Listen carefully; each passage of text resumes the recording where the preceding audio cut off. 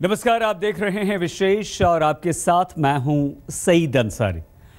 दिल्ली विधानसभा की लड़ाई कभी ऐसी नहीं हुई थी जैसी इस बार होने जा रही है।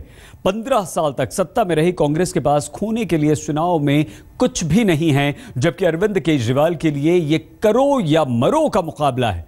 लेकिन प्रधानमंत्री नरेंद्र मोदी के लिए दिल्ली की जंग प्रतिष्ठा की लड़ाई बन गई है।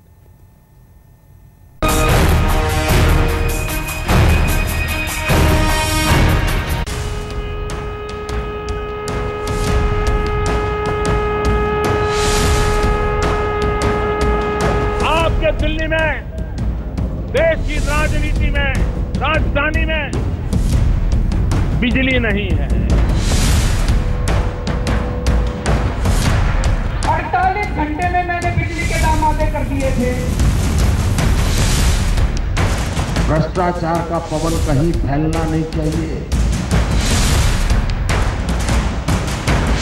किसी के 15 लाख रुपए आए तो बता दो भाई साहब। जरूरत होती इरादों की। हर चीज में यू टर्न करा, जो कहा वो मुकम्मल करो। दिल्ली विधानसभा की जंग, केजरीवाल के अस्तित्व की जंग, मोदी के लिए प्रतिष्ठा की जंग।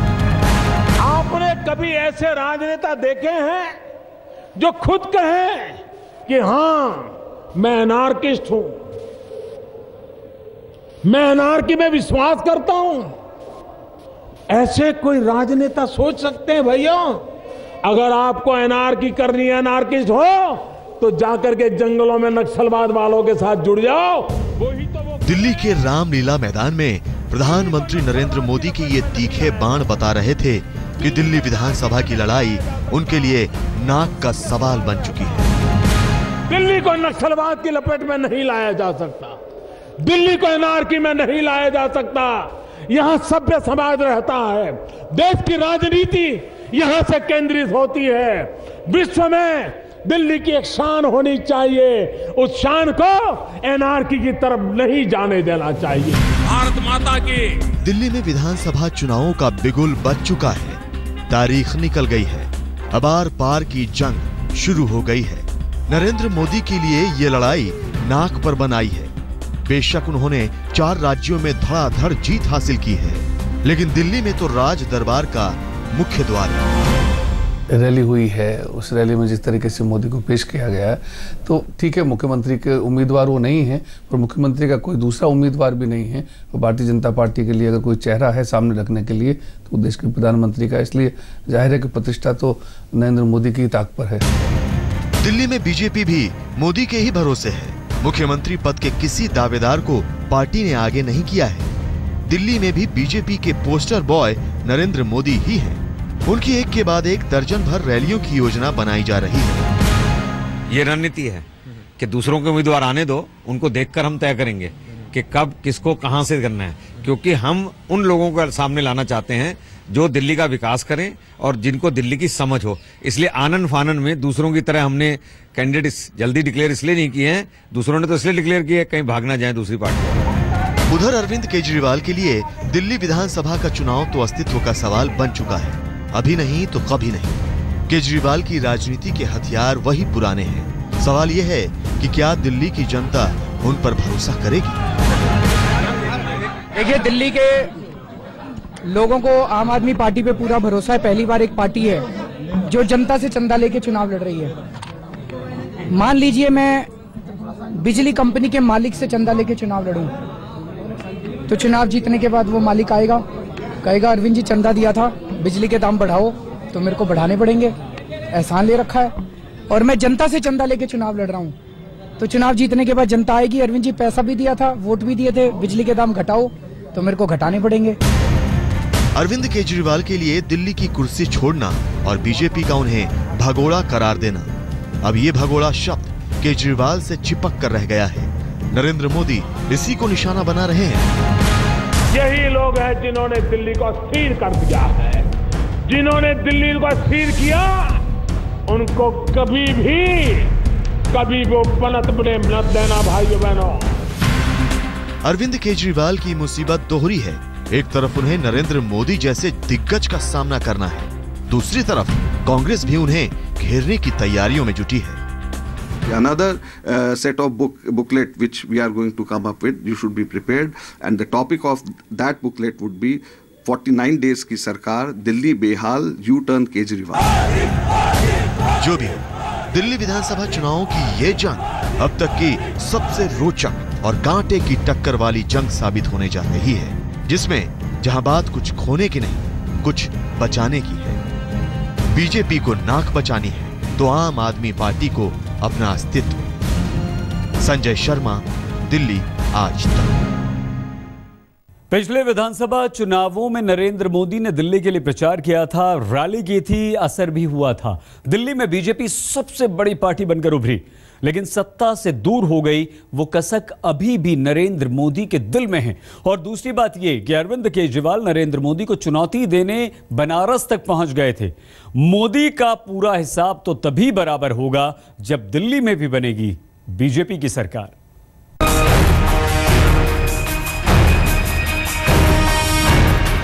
अच्छे दिन आने वाले हैं, किसी के आए जी अच्छे दिन। जो देश चाहता है वही दिल्ली चाहता है।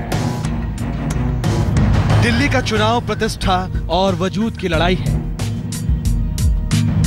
इस चुनाव में नरेंद्र मोदी की अजय प्रतिष्ठा दांव पर लगी है तो आम आदमी पार्टी का वजूद। ये वही दिल्ली है जहां से केजरीवाल ने अपनी ऐतिहासिक सफल राजनीति की पारी शुरू की थी। इस दिल्ली में नरेंद्र मोदी का मुकाबला अरविंद केजरीवाल से है। बनारस में तो अरविंद केजरीवाल को नरेंद्र मोदी ने आसानी से मात दे दी थी, लेकिन अब अरविंद केजरीवाल के गढ़ में उन्हें पटखनी देने की चुनौती नरेंद्र मोदी के सामने खड़ी है। अरविंद केजरीवाल भी मोदी की विराट छवि से टक्कर लेने के लिए पूरी तैयारी के साथ मैदान में डटे हैं। दिल्ली बीजेपी एक डूबते हुए जहाज की तरह है जिसका कोई कप्तान नहीं है। बीजेपी के पास दिल्ली में लीडर नहीं है, बीजेपी के पास दिल्ली में कोई एजेंडा नहीं है, केवल गाली गलौज पे चुनाव लड़ रहे हैं। ये लड़ाई केजरीवाल के गढ़ में हो रही है। ये वो दिल्ली है जहां अरविंद केजरीवाल के समर्थक बड़ी तादाद में हैं, लेकिन मोदी भी अपने ही अंदाज में केजरीवाल को टक्कर देने उतरे हैं। जिसकी जिसमें मास्टरी हो वो ही काम उनको देना चाहिए। मुझे बताइए, जिसको गाड़ी चलाना आता है उसको खाना पकाना दे सकते हैं क्या? दे सकते हैं क्या? गाड़ी बना चलाने वाले को गाड़ी का काम दिया तो अच्छा करेगा ना। इसलिए जिनको फुटपाथ पर बैठ करके रास्ते रोकने में अच्छा ही मास्टरी है, धरने करने की मास्टरी है, आए दिन आंदोलन करने की मास्टरी है, उनको वो काम दीजिए। हमारी मास्टरी अच्छी सरकार चलाने में है, हमें वो काम दीजिए। लोकसभा चुनाव से लेकर अब तक मोदी अरविंद केजरीवाल पर चुप रहे। अब दिल्ली के दंगल में केजरीवाल के शब्दों से ही उन पर हमला कर रहे हैं। लेकिन प्रधान सेवक की हर बात का जवाब देने के लिए केजरीवाल कमर कसे बैठे हैं। इसमें सारे काउंसलरों ने कहा था ये केजरीवाल ने 49 दिन में रिश्वतखोरी कम कर दी थी, हम नहीं कर पा रहे। तो इसके दो ही निष्कर्ष निकल सकते हैं जी। एक तो ये कि या तो इनको करना नहीं आ रहा, रिश्वतखोरी कम नहीं करनी आ रही इन लोगों को। ये कह रहे हैं ना गवर्नेंस आती है, गवर्नेंस आती है, गवर्नेंस भी नहीं आ रही। धरना भी नहीं करना आता, गवर्नेंस भी नहीं आती। हमको धरना भी करना आता, हमको गवर्नेंस भी आती है। वोट बटोरने के लिए चुनावी जंग के साथ साथ जुबानी जंग दोनों ओर से जारी है। आम आदमी पार्टी ने मोदी सरकार के फैसलों पर उंगली उठाई तो डैमेज कंट्रोल के लिए मोदी ने रामलीला मैदान के मंच का इस्तेमाल किया। दिल्ली में बहुत बड़ी झूठ की फैक्ट्री चलती है। अभी अमित भाई बता रहे थे कि कुछ लोग झूठ में ऐसे माहिर हैं कि उनको हम कभी पराजित नहीं कर सकते। भाइयों बहनों, जो झूठ बोलते हैं उनको जनता ही पराजित कर देती है।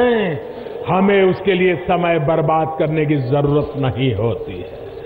15 साल तक दिल्ली पर राज कर चुकी कांग्रेस इस चुनाव में किनारे खड़ी तमाशबीन पार्टी से लगती है। लड़ाई में है तो केवल दो, आम आदमी पार्टी और बीजेपी। नरेंद्र मोदी की अपराजित नेता की छवि और केजरीवाल की जुझारूपन छवि की टक्कर दिल्ली के दंगल में हो रही है।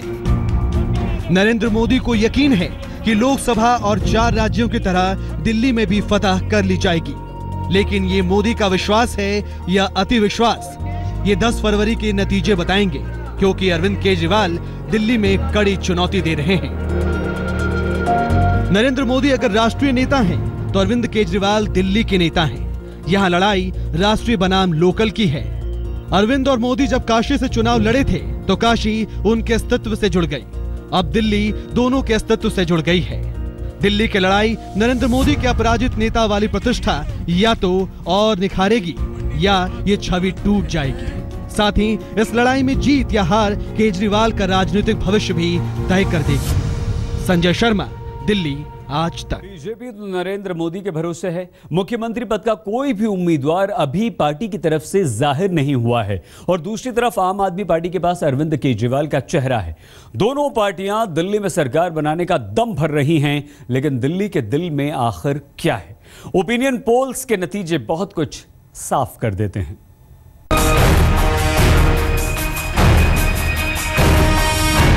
चुनाव में किसको वोट देना चाहिए समझाने की जरूरत नहीं पड़ेगी। टक्कर इस बार सीधे बीजेपी और आम आदमी पार्टी में है। लोकसभा चुनाव के बाद से जारी मोदी की विजय यात्रा में दिल्ली अहम पड़ाव है। यहाँ उनकी साख दांव पर है। फिलहाल मोदी की तैयारियां तो जीत के लिए खासी नजर आ रही है और साथ ही इंडिया टुडे सीसेरो के ओपिनियन पोल के आंकड़े भी मोदी के पक्ष में दिख रहे हैं। 2013 के विधानसभा चुनाव में बीजेपी को 31 सीटें मिली। दिसंबर 2014 और जनवरी 2015 के सर्वे के मुताबिक अब बीजेपी को 37 सीटें मिलने का अनुमान है। वहीं आम आदमी पार्टी को पिछले चुनाव में 28 सीटें मिली। हालिया सर्वे के मुताबिक आपको अभी भी 28 सीटें मिलने का अनुमान है, जबकि कांग्रेस तीसरे पायदान पर बनी हुई है, लेकिन पिछले बार के मुकाबले 8 के बजाय 4 सीटें मिलने का अनुमान है। यही वजह है कि बीजेपी के हौसले बुलंद हैं। आदरणीय प्रधानमंत्री जी की रैली के बाद दिल्ली में जिस प्रकार का परिवर्तन आना चाहिए था, वो परिवर्तन आज विजिबल है। इन आंकड़ों को भले ही मोदी मैजिक मान लीजिए कि बीजेपी की सीटें और वोट प्रतिशत के अनुमान में उछाल आया है, लेकिन अगला आंकड़ा देखिए कि दिल्ली कैसे केजरीवाल पर फिदा है। आंकड़े बताते हैं कि दिसंबर 2014 और जनवरी 2015 के सर्वे में केजरीवाल 35% के साथ सबसे ऊपर हैं, जबकि बीजेपी के हर्षवर्धन दिसंबर में 19 और जनवरी में 23% के साथ दूसरे नंबर पर हैं। कांग्रेस के शीला दीक्षित और अरविंदर सिंह लवली चौथे पायदान पर हैं। नहीं, हम तो पूरी तरह से तैयार हैं और हमारे तो 70 के 70 कैंडिडेट्स भी डिक्लेयर हैं। अब बस इंतजार है, चुनाव की तारीखें आ गई हैं और 7 फरवरी को लोग अपना फैसला देंगे। मोदी बाकी सब मोर्चों पर आम आदमी पार्टी को मात देते दिख रहे हैं, लेकिन जैसे ही बात सीएम की आती है, केजरीवाल दिल्ली के दिल में बसे दिखते हैं और सीएम पद के लिए मजबूत चेहरा ना होना भी मोदी की प्रतिष्ठा में पट्टा साबित हो सकता है। आज तक ब्यूरो। विधानसभा चुनावों में टक्कर बड़ी कांटे की होने वाली है। बीजेपी को जहां नरेंद्र मोदी की लहर पर पूरा भरोसा है, वहीं उसे यह भी लगता है कि दिल्ली की जनता केजरीवाल पर दोबारा भरोसा अब नहीं करेगी। लेकिन अरविंद केजरीवाल दिल्ली को यह समझा रहे हैं कि इस बार दिल्ली उन्हें बहुमत दे तो 5 साल तक वो दिल्ली में चलाएंगे शानदार सरकार।